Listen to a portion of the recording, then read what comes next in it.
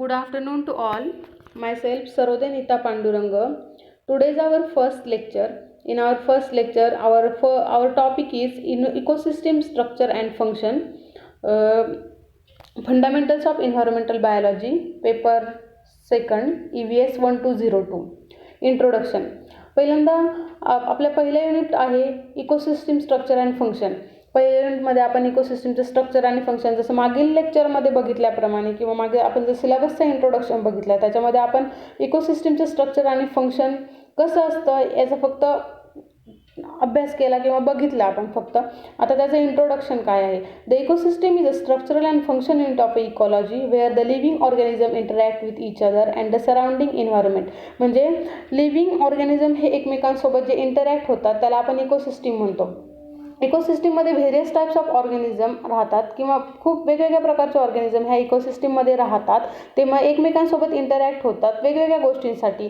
म्हणजे for the सर्वायवलसाठी ते एकमेकांसोबत इंटरॅक्ट होतात किंवा सराउंडिंग एन्व्हायरमेंटमध्ये ते सोबत राहतात त्याला आपण इकोसिस्टीम म्हणतो. In other words an ecosystem is a chain of interaction between organism and their environment. म्हणजे इकोसिस्टीम ही एक अशी चेन आहे त्यामध्ये इंटरॅक्शन होतं दोन ऑर्गॅनिझमचं एका एन्व्हायरमेंटमध्ये, त्याला आपण इकोसिस्टीम म्हणतो. इकोसिस्टीम म्हणजे interaction between two organism is called as the ecosystem. नंतर खाली आहे structure of ecosystem. The structure of ecosystem is basically a description of organism and physical features. Mainly इकोसिस्टीमचं स्ट्रक्चर आहे त्या स्ट्रक्चरमध्ये इकोसिस्टीमचे कंपोनंट्स येतात.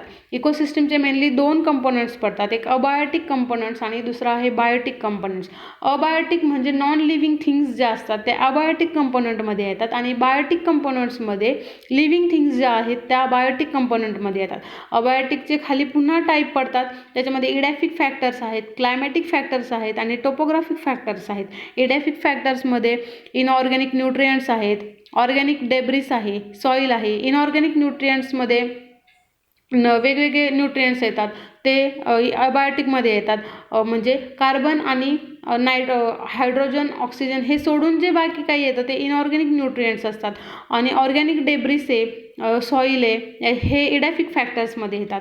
नंतर अबायोटिकचा दुसरा टाईप पडतो तो म्हणजे क्लायमॅटिक फॅक्टर्स आहेत. क्लायमॅटिक फॅक्टर्समध्ये एअर आहे, water, temperature and gases and precipitations. म्हणजे इकोसिस्टीमच्या स्ट्रक्चरमध्ये एअर, वॉटर, टेम्परेचर म्हणजे हे जे सर्वायवलसाठी लागणाऱ्या ज्या गोष्टी आहेत लिव्हिंग थिंग्सला त्या इकोसिस्टीमच्या स्ट्रक्चरमध्ये येतात. त्याच्यामध्ये air, water, temperature, gases, precipitation. नंतर टोपोग्राफिक आहे, त्याच्यामध्ये माउंटेन्स अँड स्टॉप्स येतात. मग टोपोग्राफिक स्ट्रक्चरमध्ये हे म्हणजे अबायोटिकचा जो थर्ड पार्ट आहे त्याच्यामध्ये टोपोग्राफिक स्ट्रक्चर आहे. ते topographic structure is also component of a ecosystem. नंतर इकोसिस्टीमचा दुसरा कंपोनंट आहे तो म्हणजे बायोटिक कंपोनंट आहे. बायोटिक कंपोनंटमध्ये प्रोड्युसर्स, कन्झ्युमर्स, डिकम्पोजर्समध्ये micro organism and saprophytes and scavengers येतात.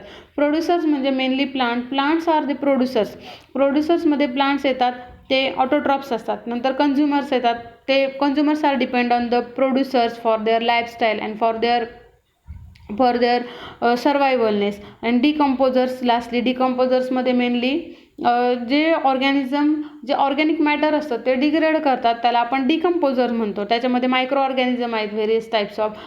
ते मायक्रो ऑर्गॅनिझम जे ऑर्गॅनिक मॅटर आहे सॉईलमधलं ते डिग्रेड करण्याचं काम करतात म्हणून आपण त्यांना डिकम्पोजर्स म्हणतो. म्हणजे हे असं ओव्हरऑल एक कंपोनंट आहेत हे इकोसिस्टीमचे. इकोसिस्टीम म्हणजे interaction of abiotic and biotic things in the environment or surrounding is called as the ecosystem. आणि खाली this is the structure of the ecosystem or these are the components of the ecosystem: abiotic components and biotic components. Abiotic components are again classified into edaphic factors, climatic factors and topographic factors. Edaphic factors are including inorganic nutrients, organic debris, soil. Climatic factors include air, water, temperature, gases and precipitation. Topographic factors include mountains and slopes. And second one is the biotic components. Biotic components are divided into three parts: producers, consumers and decomposers. Producers are mainly transducers or autotrophs. They are mainly plant. Producers are always plants.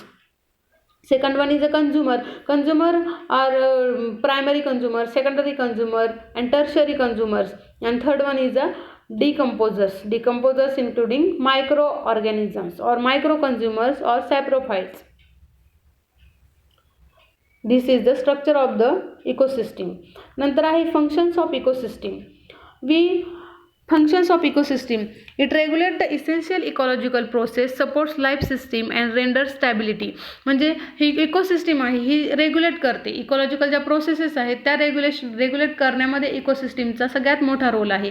तो support life system म्हणजे जी life system आहे एखाद्या ऑर्गॅनिझमची त्याला ती support करते किंवा stable करते. ते हा इकोसिस्टीमचा मेन फंक्शन आहे. नंतर it is also responsible for the cycling of nutrients between biotic and abiotic components. म्हणजे जे सायक्लिंग चालतं न्यूट्रिएंट्सचं बायोटिक कंपोनंटकडून अबायोटिक कंपोनंटकडे त्याचे जी सायकल आहे हे फंक्शन आहे मेन. ते रिस्पॉन्सिबल आहे की ते रेग्युलेट करते. ती इकोसिस्टीम ते फंक्शन आहे ते रेग्युलेट करते.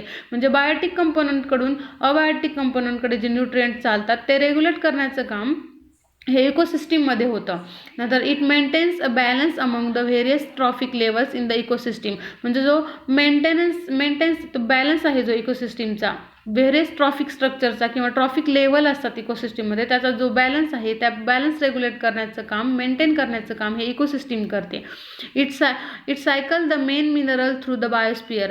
म्हणजे हे जे मेन मिनरल्स असतात ते cycles the minerals through the biosphere. म्हणजे बायोस्फिअरमध्ये लिव्हिंग ऑर्गॅनिझम जे फाउंड होतात त्याला आपण बायोस्फिअर म्हणतो. त्या बायोस्फिअरमध्ये जे मिनरल्स असतात त्याचे सायकल्स रेग्युलेट करण्याचं काम ते सायकल्स बॅलन्स करण्याचं काम हे इकोसिस्टीम करते. हे इकोसिस्टीमचे मेन फंक्शन आहे. The biotic last one function of the ecosystem is the abiotic components help in the synthesis of organic components that involves the exchange of energy. म्हणजे अबायोटिक कंपोनंटमध्ये जी energy exchange होते म्हणजे एका लेवलकडून दुसऱ्या लेवलकडे जी energy जाते. म्हणजे उदाहरणार्थ plants आहेत. प्लांट्स हर्बिव्हर्स हे प्लांट्सवर डिपेंड असतात त्यांच्या फूडसाठी. म्हणजे ही प्लांट्सकडून जी एनर्जी म्हणजे सनकडून पहिल्यांदा जी एनर्जी येते ती प्लांट्सकडे जाते किंवा प्लांट्स ॲब्झॉर्ब करतात. Plants are autotrophs. They make their own food और herbivores are depends on plant their food. म्हणजे जी एनर्जी याच्यामध्ये एक्सचेंज होती प्लांट्सकडून सनकडनं एनर्जी पहिल्यांदा प्लांट्सकडे येते. नंतर प्लांट्सकडनं एनर्जी हर्बिव्हर्सकडनं कार्निव्हर्सकडनं डिकम्पोजर. म्हणजे अशी जी फूड चेन चालते त्याच्यामध्ये एनर्जीचं जे एक्सचेंज ऑफ एनर्जी होती म्हणजे एका ट्रॉफिक स्ट्रक्चरमधून जी एनर्जी एक्सचेंज होती ते कंट्रोल करण्याचं काम किंवा त्याचं जे सिंथेसिस असतं ते हे एक्सचेंज ऑफ एनर्जी हे मेन फंक्शन आहे इकोसिस्टीमचे. हे ओव्हरऑल हे जे फंक्शन्स आहेत इकोसिस्टीमचे हे 5 फंक्शन्स आहेत इकोसिस्टीमचे. ते मेन फंक्शन्स आहेत इकोसिस्टीमचे. नंतर आपण बघणार आहोत एनर्जी फ्लो. एनर्जी फ्लो म्हणजे transfer of energy from one place to another place. म्हणजे एका प्लेसमधून एनर्जी ट्रान्सफर होते ते दुसऱ्या प्लेसमध्ये एनर्जी ट्रान्सफर होते त्याला आपण एनर्जी फ्लो म्हणतो. The cycle of energy is based on the flow of energy through different trophic levels in an ecosystem. Our ecosystem is maintain by the cycling energy and nutrients obtain from a different external sources. म्हणजे एका source करून energy दुसऱ्या सोर्सकडे transfer होते. म्हणजे जे फिगरमध्ये दाखवल्याप्रमाणे हे जे ट्री आहे ह्याच्यावर डिपेंड्स आहेत. हे हर्बिव्हर्स आहेत. नंतर त्याच्यावर आणखी पुढच्या डिपेंड्स आहेत त्याच्यावर. म्हणजे जसं हर्बिव्हर्स आहे नंतर प्रायमरी कंझ्युमर्स येतात नंतर सेकंडरी कंझ्युमर्स येतात नंतर टर्शरी कंझ्युमर्स येतात. प्रायमरी कंझ्युमर्समध्ये हर्बिव्हर्स येतात मेनली काऊ म्हणजे जे हे गवत वगैरे खाणारे किंवा झाडावर जे म्हणजे प्लांट्सवर ज्यांची लाईफ डिपेंड्स आहे ते प्रायमरी कंझ्युमर्स आहेत. आणि सेकंडरी कंझ्युमर म्हणजे प्रायमरी कंझ्युमरवर हर्बिव्हर्सवर जे डिपेंड आहेत. म्हणजे पहिल्यांदा प्लांट्स येतात नंतर प्लांट्सला खाणारे रॅबिट आहे काऊ आहेत गोट आहे नंतर मग नंतर स्नेक आहे. सेकंडरी कंझ्युमरमध्ये स्नेक आहे फॉक्स आहे. नंतर मग टर्शरी कंझ्युमरमध्ये ईगल येतं हॉक येतात. म्हणजे वेगवेगळ्या प्रकारचे जे म्हणजे पहिल्यांदा सोलर एनर्जी जी येते सनकडून जी एनर्जी येते ती प्लांट्सकडनं ट्रॅप केली जाते किंवा प्लांट्स त्याला ॲब्सॉर्ब करतात.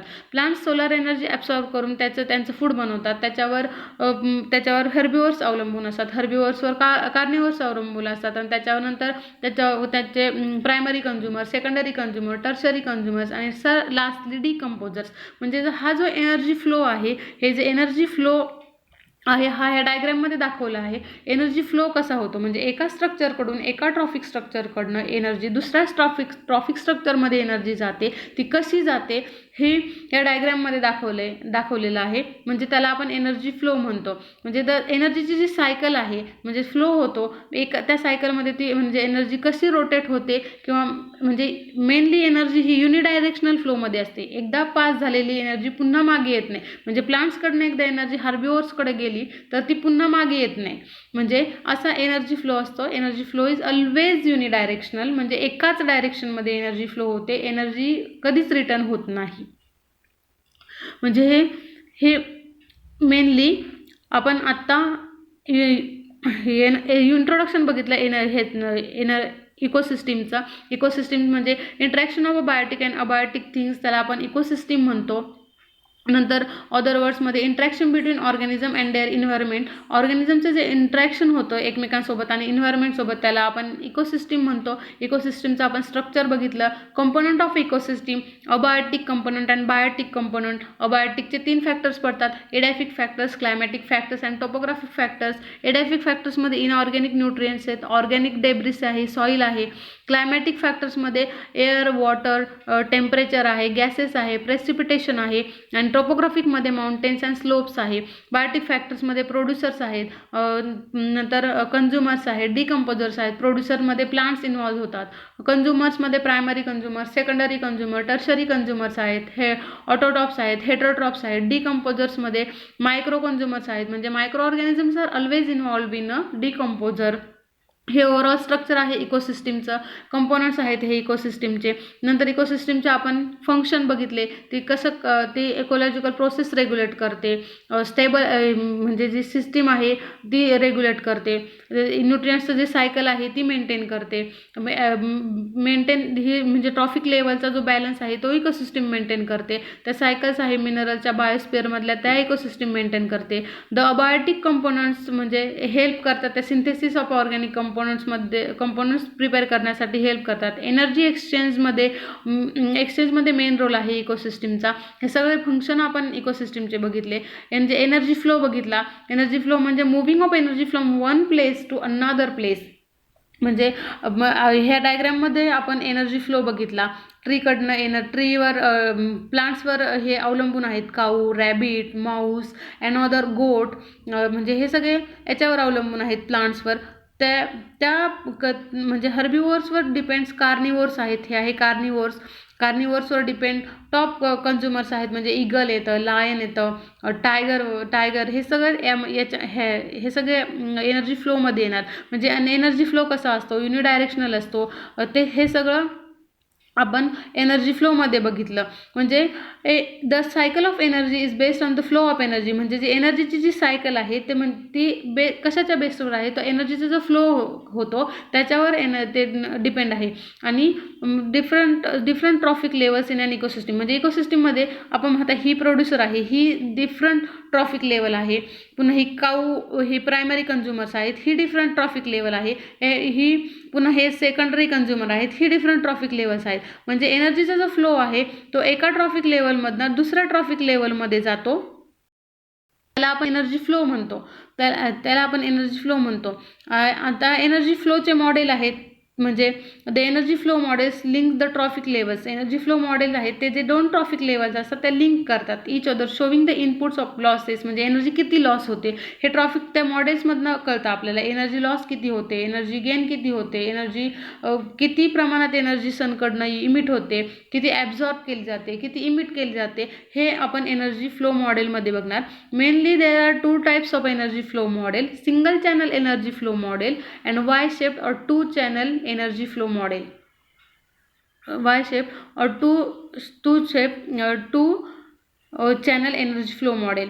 या मॉडेलमध्ये आपण एनर्जी ॲब्झॉर्बन्स किती आहे, एनर्जी ॲब्झॉर्ब किती केली जाते, एनर्जी प्लांट्स किती ॲब्झॉर्ब करतात, प्लांट्सकडनं हर्बिव्हर्सकडे किती एनर्जी जाते, हर्बिव्हर्सकडनं कार्निव्हर्सकडे किती एनर्जी जाते, हे सर्व आपण एनर्जी फ्लो मॉडेलमध्ये बघणार आहोत. त्याचे 2 मॉडेल आहेत mainly, single channel energy flow model and Y shaped energy flow model.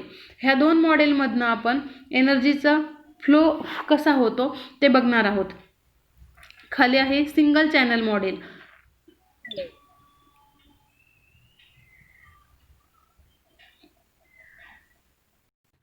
These energy flow models are we study in next lecture. Firstly, we study in our first lecture we study introduction to ecosystem, ecosystem structure and function. म्हणजे interaction between organism and their environment is called as the ecosystem. त्याचे structure बघितलं, स्ट्रक्चरमध्ये Biotique component बघितले, functions बघितले इकोसिस्टीमचे, energy flow कसा होतो इकोसिस्टीममध्ये हे बघितलं.